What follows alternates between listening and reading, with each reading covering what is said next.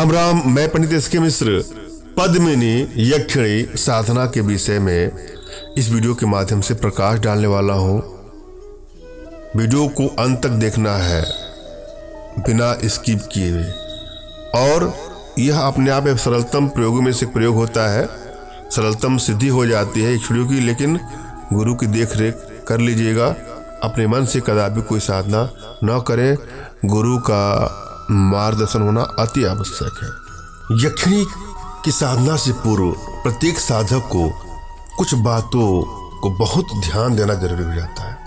कुछ निर्देश हैं, अगर हम इनको फॉलो करते हैं तो सिद्धि प्राप्त होना बहुत आसान है, और यदि इनको हम फॉलो नहीं करेंगे तो सिद्धि प्राप्त होना असंभव है। किसी भी साधना को प्रारंभ करने से पूर्व साधक को उसके प्रति पूर्ण श्रद्धावान, विश्वासी, आस्थावान एवं धैर्यवान होना आवश्यक है। जो साधक साधना के प्रति अश्रद्धा अथवा अनास्था रखते हैं उन्हें सिद्धि प्राप्त नहीं होती है।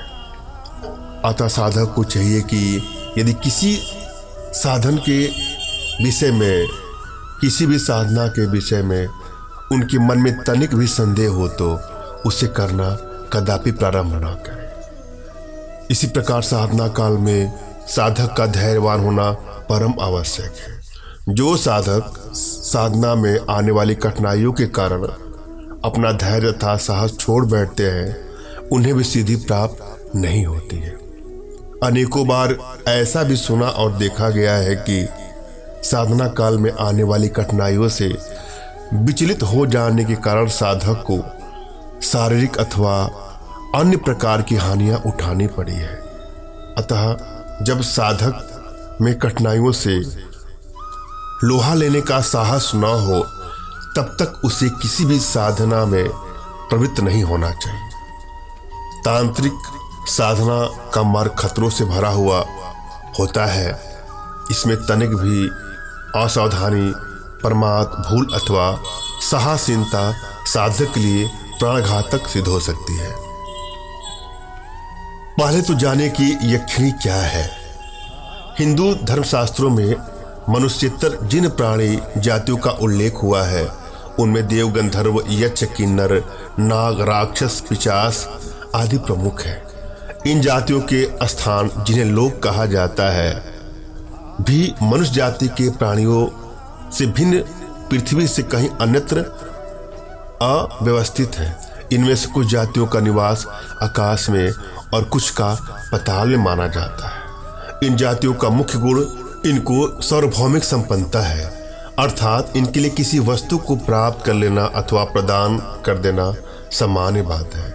ये जातियां स्वयं विविध संपत्तियों की स्वामिनी हैं। मनुष्य जाति का जो प्राणी इनमें से किसी भी जाति के किसी प्राणी की साधना करता है, अर्थात उसे जप, होम, पूजन आदि द्वारा अपने ऊपर अनुरक्त कर लेता है,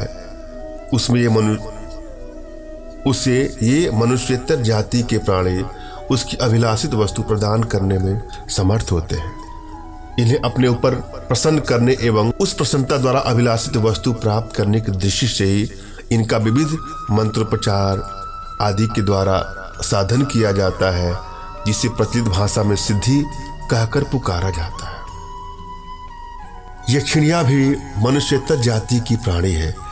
ये यक्ष जाति के पुरुषों की पत्नियां हैं और इनमें विविध प्रकार की शक्तियां सन्निहित मानी जाती हैं।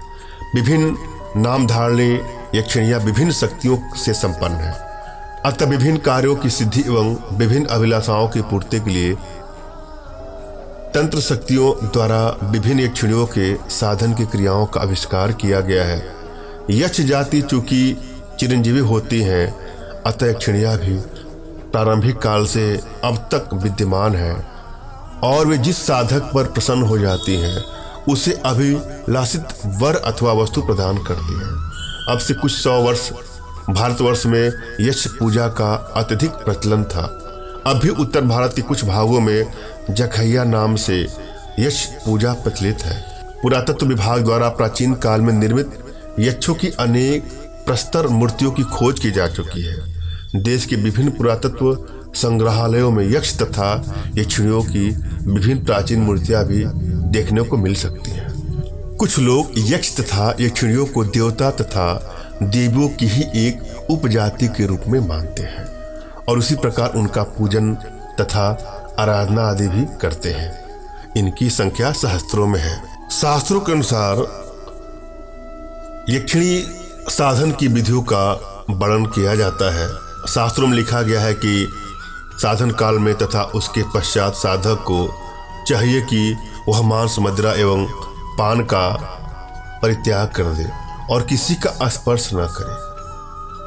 साधन काल में प्रतिदिन प्रातः काल नित्य कर्म से निवृत्त हो स्नान करके किसी एकांत स्थान में मृग चर्म पर बैठकर मंत्र का तब तक जप करे जब तक कि सिद्धि प्राप्त न हो। जिस यक्षिणी के साधन में जिस विधि का उल्लेख किया गया है उसी के अनुसार आचरण करना चाहिए। यक्षिणी का ध्यान करते समय उसका माता, भगिनी, पुत्री अथवा मित्र के रूप में चिंतन करना। और जब भी आप कोई साधना करें तो गुरु की सानिध्य में करें। साधना के विषय में आप कुछ भी जानना चाह रहे हो तो कमेंट बॉक्स के नीचे आपको टाइप करना है। यहाँ पर एक मंत्र की आवश्यकता है। पहले जरा मंत्र को ध्यान से देखिए, सुने और समझे। मंत्र इस प्रकार से है।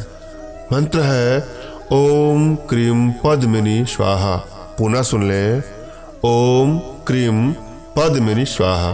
विधि क्या है?